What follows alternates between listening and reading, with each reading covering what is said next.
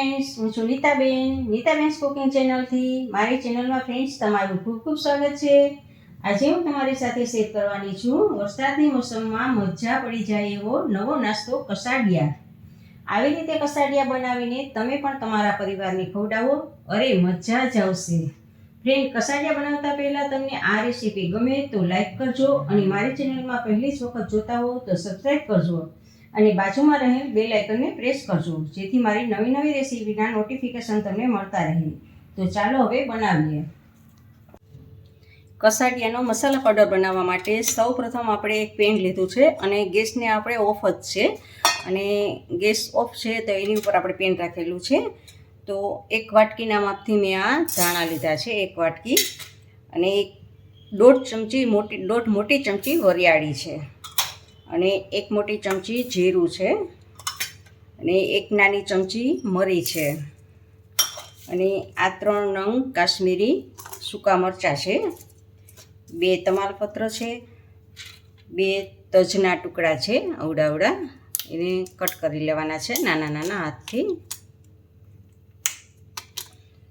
અને 4 થી 5 આપણે આ લવિંગ છે, અને 2 આ આપણે ચક્રફૂલ હોય એના 2 પાંચ છે, અને આ આંબલી છે, બી વગરની આંબલી છે. તો હવે આ બધાને આપણે રોસ્ટ કરવાનું છે. આપણે ગેસ ચાલુ કર્યો છે પણ આપણે સાવ ધીમો રાખેલો છે. સાવ સ્લો ફ્લેમ ઉપર જ આપણે આને 2 મિનિટ માટે શેકી લેવાનું છે, એટલે એકદમ સરસ આમ કડક થઈ જાય, ભેજ બધો જ નીકળી જાય અને આપણે દળવામાં એકદમ સરસ પાવડર મળે, કારણ કે આમાંથી ભેજનો ભાગ બધો જ નીકળી જશે. સાવ સ્લોમાં આપણે આને શેકવાનું છે 2 મિનિટ માટે, અને મસાલામાંથી સુગંધ પણ સરસ આવવા મળશે શેકશો નહીં એટલે. જુઓ, 2 મિનિટ માટે આપણે શેકી લીધા છે. તો આને આપણે એક પ્લેટમાં કાઢી લેશું, જેથી કરીને આપણે ઠંડા થવા દેવાના છે.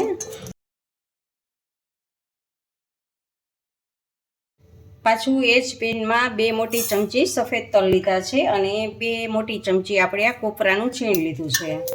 એને આપણે થોડુંક 1 મિનિટ માટે આપણે, કારણ કે આપણું પેન છે એ ગરમ જ છે, તો 1 મિનિટ માટે આપણે આને સતપ કરી લઈએ. જો આ 1 મિનિટ માટે સતળાઈ ગયું છે, ગેસને આપણે ઓફ કરી દઈએ અને આને પણ આના ભેગું જ આપણે કાઢી લઈએ. અને હવે આ મિશ્રણને આપણે ઠંડા થવા દેવાના છે. 5-1 મિનિટ માટે ઠંડા થવા દઈએ, પછી આને આપણે મિક્સર જારમાં ક્રશ કરવાનું છે. આપણા શેકેલા મસાલા હવે ઠંડા થઈ ગયા છે, તો આપણે એને મિક્સર જારમાં લઈ લઈશું અને ક્રશ કરવાનું છે. આપણે ફાઇન પાવડર બનાવવાનો છે.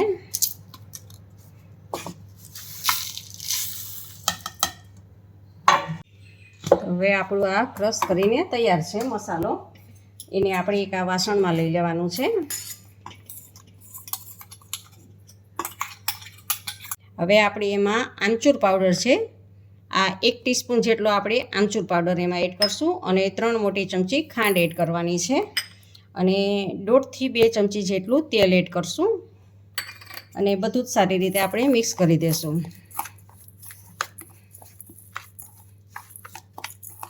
તો આપણો આ કસાડિયાનો મસાલા પાવડર તૈયાર છે.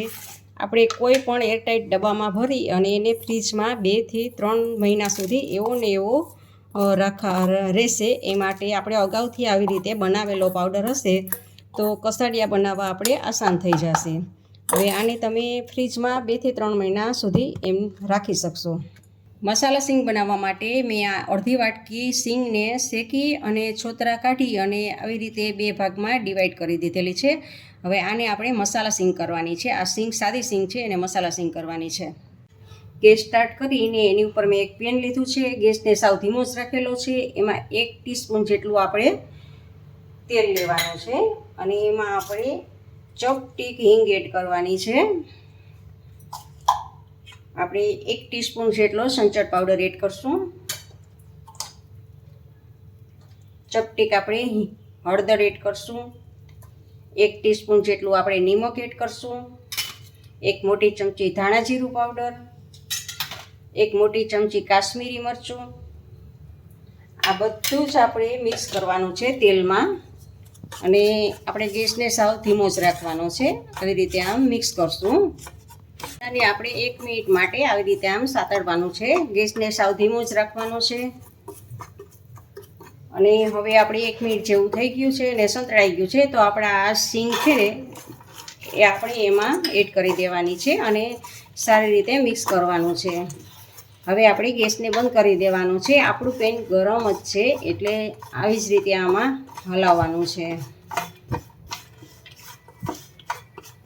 તો આવી રીતે આપણી આ મસાલા સીંગ આપણે ઘરે જ આવી રીતે તૈયાર કરી લેવાની છે. તો જુઓ આપણી આ મસાલા સીંગ હવે તૈયાર છે.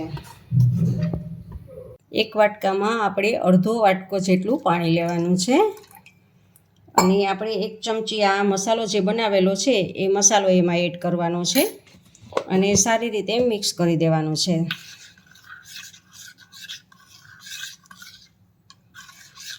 તો આપણું સારી રીતે આ મિક્સ થઈ ગયેલું મસાલાવાળું પાણી છે.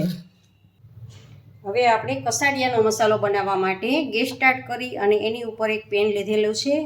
એમાં 1 થી 2 ચમચી તેલ એડ કરવાનું છે. ગેસને ફૂલ રાખી દેશું. તેલ ગરમ થાય એટલે કાશ્મીરી મરચું, 1 મોટી ચમચી કાશ્મીરી મરચું એડ કરશું અને 1 ચમચી મીઠું એડ કરશું, નાની ચમચી. અને આને આવી રીતે તેલમાં બધું જ મિક્સ કરશું અને તરત જ આપણે આ મસાલો જે પાણીવાળો બનાવેલો છે એને એમાં એડ કરી દેશું. આપણે જે પાણી અડધો વાટકો પાણી અને એમાં 1 ચમચી આપણે મસાલો લીધો હતો એ મસાલાવાળું પાણી છે એને એડ કરશું એમાં અને ગેસને ફૂલ રાખી દેશું. પાણી આપણે ઉકળવા જ દેશું. પાણી ઉકળે આપણો ગેસ ફૂલ જ રાખશું.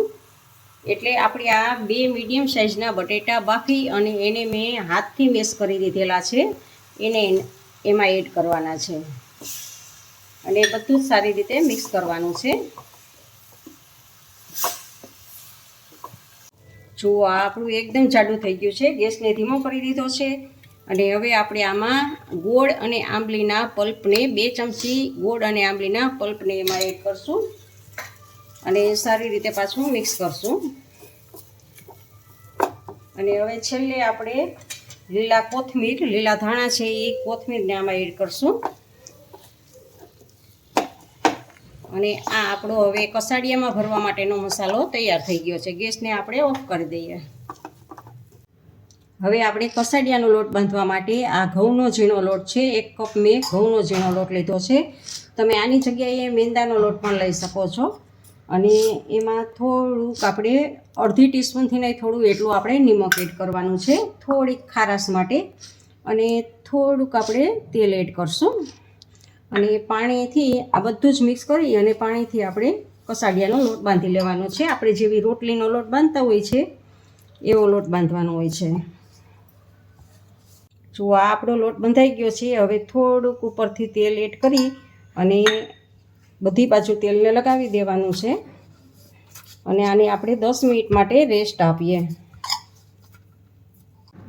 જો આપણો આ કસાડિયાનો લોટ એકદમ કસણીને તૈયાર છે. હવે આમાંથી આપણે અવળા લુવા લઈ અને આની રોટલી વણવાની છે. કોરો લોટ લગાવી અને આવી રીતે આમ એકદમ પાતળી એવી રોટલી વણવાની છે. જો આપણી આ રોટલી વણીને તૈયાર છે. તો હવે ગેસ ઉપર ગેસ ચાલુ કરીને નોનસ્ટિક એક તવો મૂક્યો છે અને એની ઉપર આપણે બ્રશની મદદથી તેલ લગાવવાનું છે અને એની ઉપર આપણે આ રોટલીને શેકવાની છે. ગેસને ધીમો કરી દેવાનો છે. સાવ આછી એવી રીતે જ આપણે શેકવાની છે. જુઓ હવે આપણે બીજી બાજુ પલટાવી લઈએ. કોટનના કપડાથી પ્રેસ કરતું જવાનું છે અને ગેસને સાવ ધીમો જ રાખવાનો છે અને રોટલીને આપણે શેકવાની છે. જો આમ પ્રેસ કરી અને આપણે શેકવાની છે. ગેસને હવે ઓફ કરી દઈએ આપણે અને આપણી આ રોટલી હવે બની ગઈ છે. આવી રીતે મેં આમ 3 રોટલી તૈયાર કરી લીધી છે. આ કસાડિયામાં હવે આપણા મસાલા ભરશું. આપણે એક આ રોટલી લીધી છે. રોટલીમાં આપણે આ લીલી ચટણી પાથરવાની છે. તમારે જેટલી તીખાશમાં ખાવી હોય એ પ્રમાણે ચટણી પાથરવાની છે. અને હવે એમાં આપણે આંબલીનો પલ્પ આપણે મસાલામાં તો એડ કરેલો છે, પણ આમાં પણ આપણે થોડોક ટેસ્ટ સારો આવે એ માટે આપણે આંબલીનો પલ્પ પણ આપણે પાથરશું. અને હવે આપણે મસાલાને પાથરવાનો છે. આપણે જે આ મસાલો બનાવેલો છે બટેટાનો, એ મસાલાને આપણે અડધામાં પાથરવાનો છે.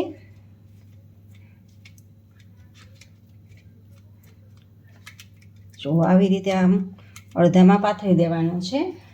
અને ઉપરથી આપણે મસાલા સિંગ એડ કરશું. અને એની ઉપર આપણે સેવ, ઝીણી સેવ આપણે એડ કરશું.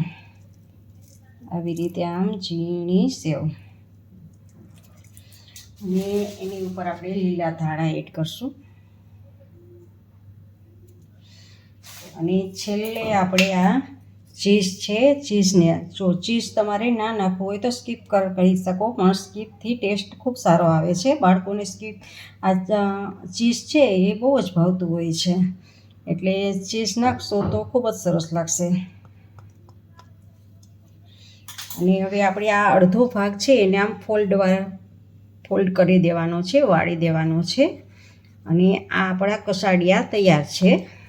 આમ પ્રેસ કરવાનું છે. અને હવે આને આપણે શેકવાનું છે. બધી બાજુથી અંદર ભરી દેવાનું છે આમ.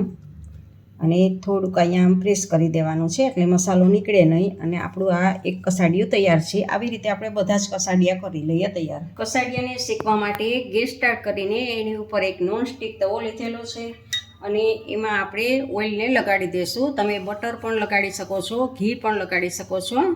જે તમારે લગાવવું હોય તે તમારે લગાવવાનું. મેં અત્યારે ઓઇલ લીધું છે. અને ગેસને ફ્લેમને ધીમી કરી દેવાની છે. અને આપણે આ કસાડિયા મૂકશું. આપણે એકી સાથે 3 કસાડિયાને શેકવાના છે.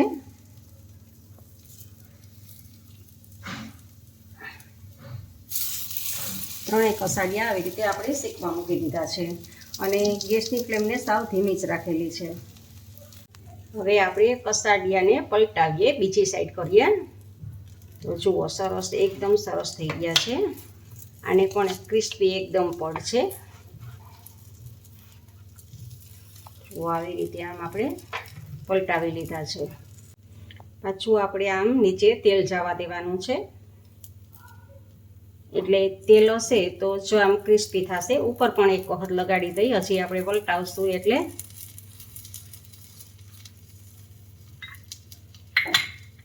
અને ધીમા તાપે જ આવી રીતે આને શેકવાના છે. હવે પાછા આપણે આને પલટાવી લેશું.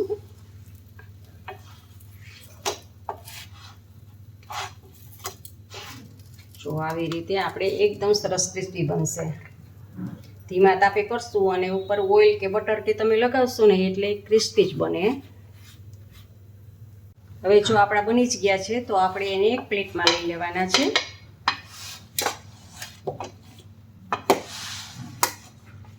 તો આપણા કસાડિયા બની ગયા છે. હવે આપણે એને ગાર્નિશિંગ કરશું.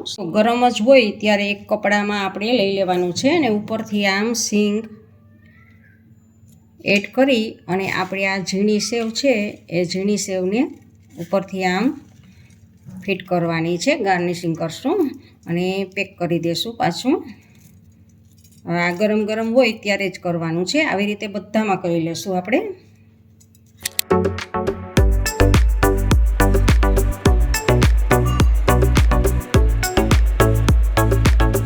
તમને મારી રેસીપી ગમે તો લાઈક અને શેર કરજો. અને તમને મારી રેસીપી કેવી લાગી તે કમેન્ટ બોક્સમાં કમેન્ટ કરીને જરૂરથી જણાવજો.